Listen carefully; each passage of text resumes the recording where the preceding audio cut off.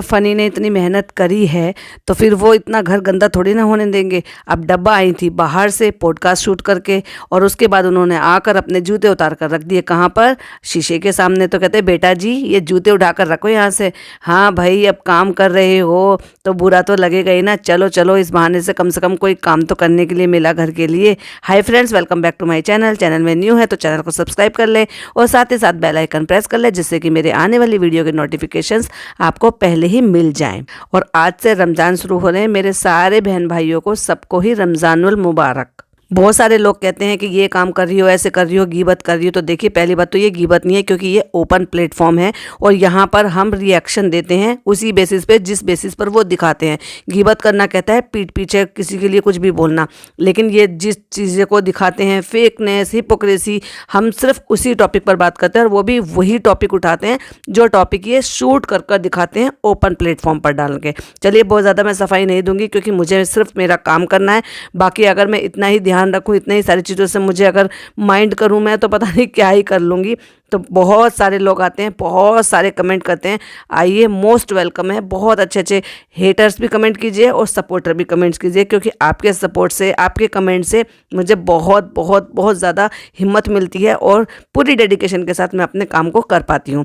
अब डब्बा मैडम का व्लॉग आ गया है और मैंने थोड़ा सा पीछे चल रही हूँ, क्योंकि मेरी तबीयत ठीक नहीं थी। इस वजह से आप सबको पता ही है, मेरे जो प्यारे प्यारे से सब्सक्राइबर हैं वो सब जानते ही हैं, तो इसलिए माइंड मत कीजिएगा। तो जिसमें इन्होंने नमाज रूम दिखाया है, आइए उस पर हम बात करते हैं, रिव्यू देते हैं। जैसे कि मैं हमेशा ही कहती हूँ कि किसी भी घर में कोई नमाज रूम की अलग से ज़रूरत नहीं होती है, क्योंकि अल्लाह के नज़र में हर जगह पे, कहीं पर भी, आप ट्रेन में, सफ़र में भी, इवन नमाज तो सफ़र में भी माफ़ नहीं आई है। तो क्या सफ़र में क्या नमाज रूम होता है क्या? क्या इतनी ज़्यादा चीज़ें होती हैं क्या? लेकिन अल्लाह ताला ने कहा है कि बंदे और मेरे बीच का कनेक्शन होता है, तो सिर्फ बंदे और मेरे बीच में ही कनेक्शन रहने दो, उसके लिए कोई स्पेशल किसी चीज़ की ज़रूरत नहीं है।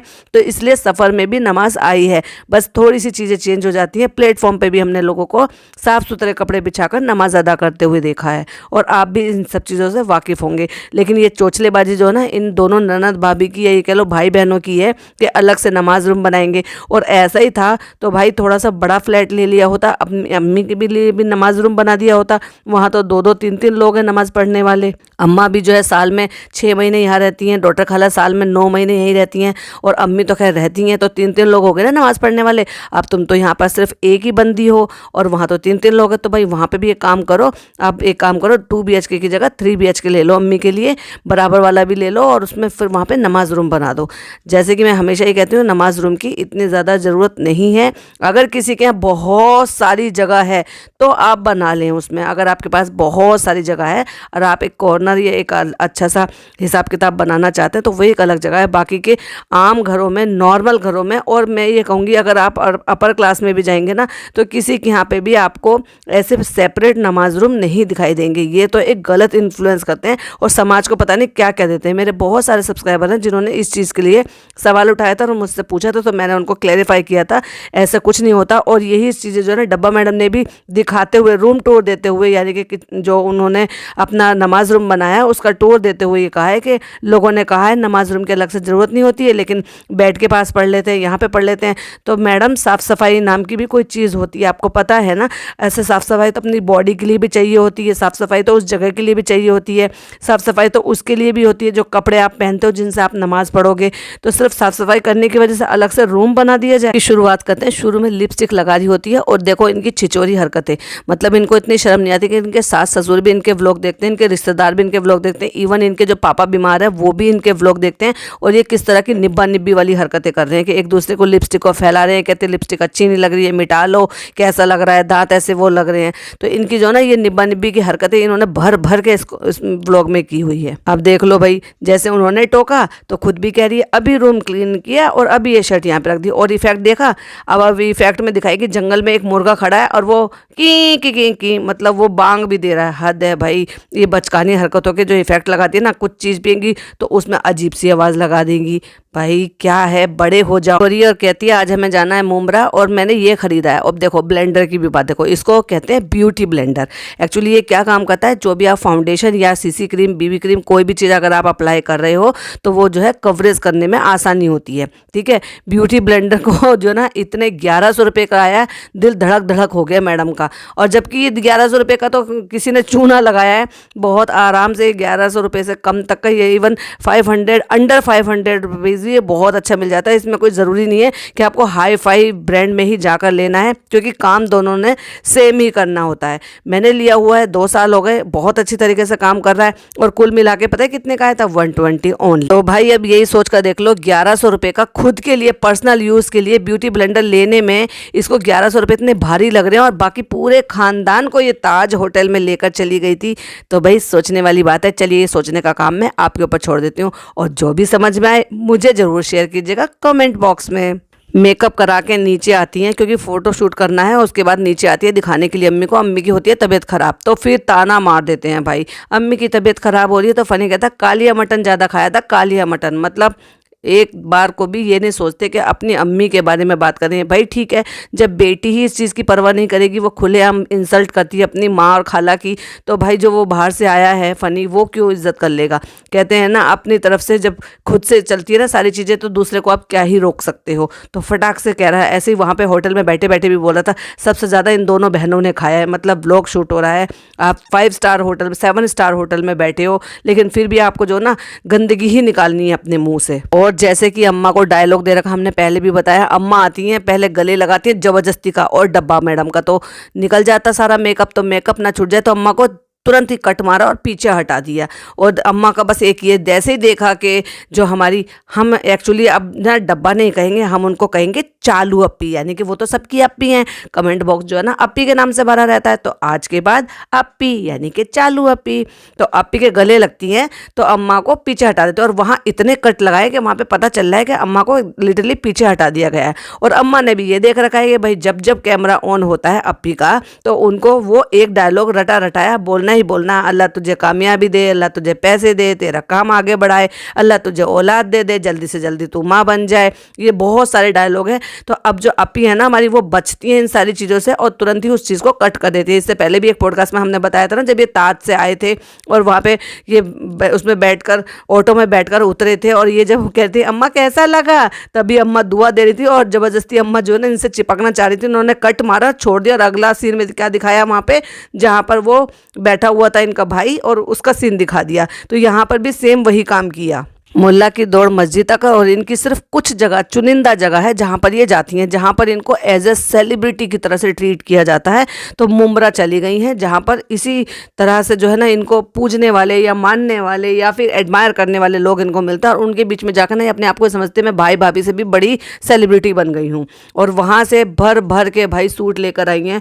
किसी का कोलैब करने के लिए गई थी, तो वहाँ से भर भर के सूट लेकर आई, क्योंकि वो बिल्कुल भी डेफिनेटली परचेज किए हुए सूट नहीं है।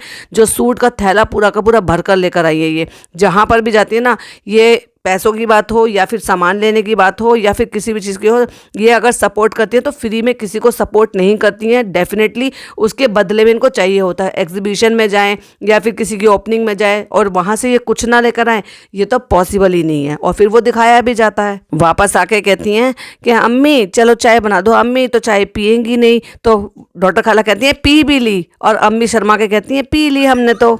अल्लाह अम्मी, आपका तो पेट दुख रहा था और आपने चाय पी ली, बताओ। फिर कहती है अम्मी क्या खाओगी, क्या बना दूं, हम तो बिरयानी बनाने वाले थे, लेकिन आज अम्मी की तबीयत ख़राब है। तो अम्मी कसम दे के कहती है तुम्हें हमारी कसम है, बिरयानी ही बना लो, और भाई खिचड़ी बना कर दो दोनों, उसमें कौन सी बड़ी बात है, सारे घर के लिए सब बनाओ। और अगर सारा घर भी, जब तुम इतना अबाल बबाल खाकर आए हो, अगर पूरा घर भी खिचड़ी खा लेगा तो कुछ बिगड़ थोड़ी ना जाता। मत बनाते बिरयानी। लेकिन अम्मी को भी ये लगा कि बनेगा तो भाई बाद में हम भी खा लेंगे। कहती है मैं यहाँ पे बैठ के बेचारी अम्मी पे इतना तरस खा रही हूँ। देखो फिर से वापस से अपनी अम्मी को बेइज्जती करने पे लगी। मैं यहाँ पे बैठ के अम्मी पे ना तरस खा रही हूँ और अम्मी तो चाय पी के बैठी हैं। अम्मी तुम्हारा तो पेट में दर्द था। उस बात को चुपचाप भी तो रख सकती थी ना, जरूरी था उस बात को शूट करना, या एडिटिंग में उसको निकाल सकती थी उसको कट करके, जैसे अम्मा की दुआओं को कट कर देती हो। लोगों ने भर भर के कमेंट किए ना, इतना सारे किचन फैला रखा है, किचन फैली हुई है, किचन फैली हुई है, तो सफाई करने का नाटक कर रही हैं।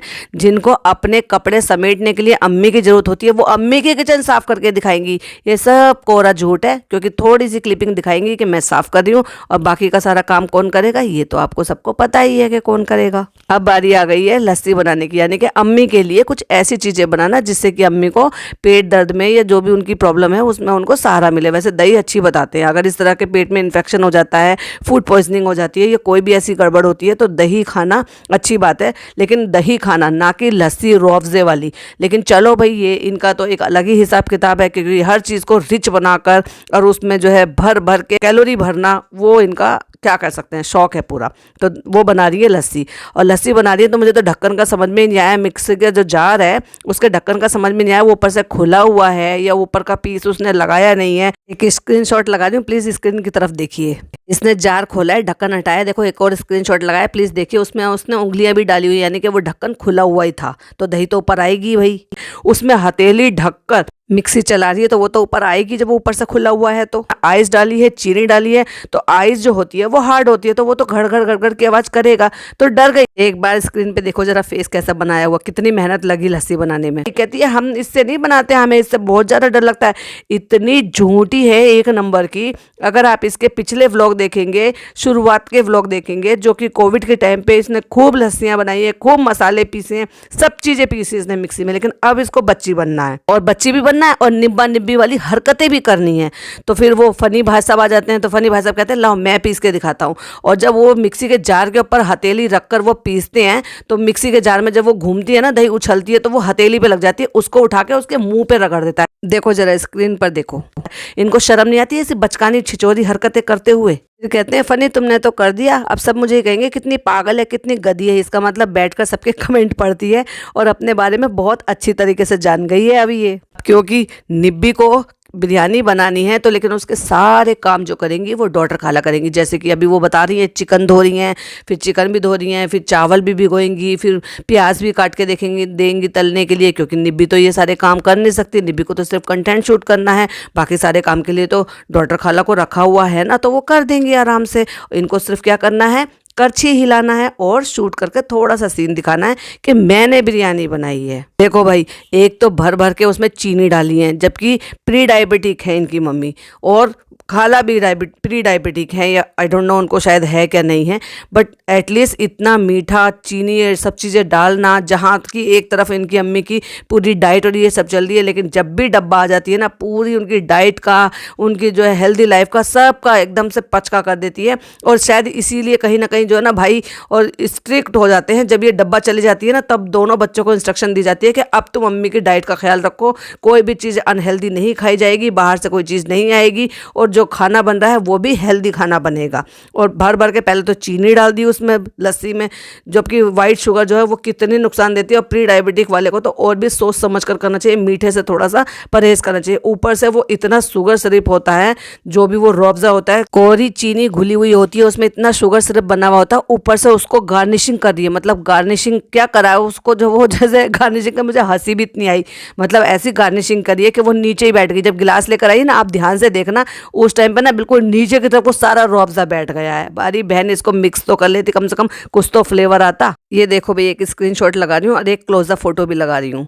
ये देखो रूअफ़ज़ा बिल्कुल पूरा नीचे बैठा हुआ है, और बिरयानी बन रही है। तो भाई अम्मी को तो डर हो रहा है कि ये पूरा घर सड़ा के चली जाएगी, फिर तो अपने ऊपर भाग जाएगी और फिर हमें संगवाना पड़ेगा। तो वो पहले से आके कह रही है कि पूरा घर मत, पूरी किचन मत फैला देना। तो कहती है अम्मी को ये डर है हम उनकी किचन फैला देंगे, लेकिन मैंने पूरी साफ सफाई की है।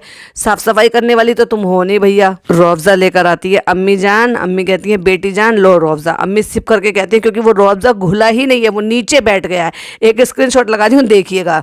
और कहती है कि थोड़ा रूअफ़ज़ा और डाल के लेके आओ, तो कहती है मीठा ज़्यादा हो जाएगा। अच्छा, जब चीनी डाली थी, जब ऊपर से गार्निशिंग के बहाने से उसको इतना सारा उड़ेल दिया था, तब ये ख्याल नहीं आया था कि मीठा ज़्यादा हो जाएगा। और ग्लास में भी ऐसे रोज़ा डालती, कहती है, हंस के कहती है, अरे ये नीचे क्यों चला जाता है? अरे बहन, तुम्हें इतना नहीं पता कि वो लिक्विड जो है ना, वो बहुत ज़्यादा गाढ़ा लिक्विड होता है, शुगर सिरप होता है, तो वो नीचे जाएगा। या तो तुम्हारी लस्सी जो है इतनी ज़्यादा थिक होनी चाहिए, और उसके ऊपर मलाई वगैरह जो भी डाल देते हैं वो डाल देते हैं, उसके ऊपर गार्निशिंग करते हैं, जिससे कि वो थोड़ा सा कलर शेड आपको दिखाई दे। और फिर वो थोड़े से बादाम या काजू की कटिंग भी डाल देते हैं बहुत सारी जगह पर, जैसे कि हमारी दिल्ली में इस तरह से मशहूर मिलती है। लेकिन तुम्हें उससे ये पर पतली है और उसमें शुगर सिर्फ डाले चले जा रही है, क्योंकि वो गिर रहा है, ऊपर तैर नहीं रहा, तो भाई भर दो गिलास पूरा। फिर कहती है, मैंने सोचा आज मैं सबके लिए केक बनाऊंगी, लेकिन फिर मैंने सोचा आज के दिन मैं कुछ नहीं फैलाऊंगी, कुछ नहीं खराब करूंगी, मतलब पहले से डाउट है कि मैं बिगाड़ दूंगी उसको। मम्मी कहती हैं, सबसे अच्छा वो गिफ्ट होता है जिससे दिल को सुकून मिला। आज लस्सी पी के हमारे दिल को बहुत सुकून मिला। भाई अब पूरे रमज़ान आपको लस्सी ही पीनी है, आप लेते रहना अपने दिल को सुकून। ये भर भर के आपको रूअफ़ज़ा और भर भर के आपको चीनी ही पिलाएगी। फ़नी कहते हैं, कितनी देर में आऊँ बिरयानी खाने? कहते हैं 1 घंटा। 1 घंटा तो इसलिए लगेगा ना क्योंकि डॉक्टर खाला ने सारी तैयारी कर दी है, प्याज काट दी है। ये जो सीन दिखा रहे हो ना प्याज काटने का, जो भी ये नाटक कर रही है, ये सिर्फ इतनी सी देर के लिए, जितनी देर के लिए आपने देखा है ये कैमरा ऑन है, और उसके बाद कैमरा कट लगेगा और बहुत सारी प्याजें कट जाएंगी। जैसे कि वो जादू हो जाता है ना, तो डॉक्टर खाला काट देंगे बिहाइंड द कैमरा। अगर आप नोटिस करेंगे, देखो मैंने कहा था ना बिहाइंड द कैमरा कट गई और प्याज तलनी भी शुरू हो गई, यानी कि एक प्याज काटते हुए दिखाया और पूरी प्याज कट गई है। वो दिखाया भी नहीं कि फ्रेंड्स देखो हमने पूरी प्याज काट दी है, वो नहीं दिखाया। और दूसरी तरफ ये प्याज तल रही है और साथ ही साथ जितने भी ये फैलावा मचा रही है, वो डॉक्टर खाला साथ के साथ बर्तन भी धोती जा रही है। तो भाई वीडियो बहुत ज़्यादा बड़ी ना हो जाए, क्योंकि मेरी एक प्यारी प्यारी से सब्सक्राइबर ने मुझे कहा था कि आप थोड़ी सी छोटी वीडियो बनाया करें, तो बहुत सारे पॉइंट थे। अब क्योंकि देखिए हमारी चालू अपी का व्लॉग हो और उसमें भर भर के वो हमें ऐसी चीज़ें ना दे जिस पे हम रिएक्शन ना दें, तो ये पॉसिबल नहीं हो सकता। तो इसको हम यही एंड करेंगे, लेकिन इसका पार्ट 2 इसके बाद ही आने वाला है, तो वो मिस मत कीजिएगा आप। तो चलिए मैं मिलती हूँ आपसे नेक्स्ट वीडियो में। टिल देन बाय बाय, अल्लाह हाफिज़, टेक केयर।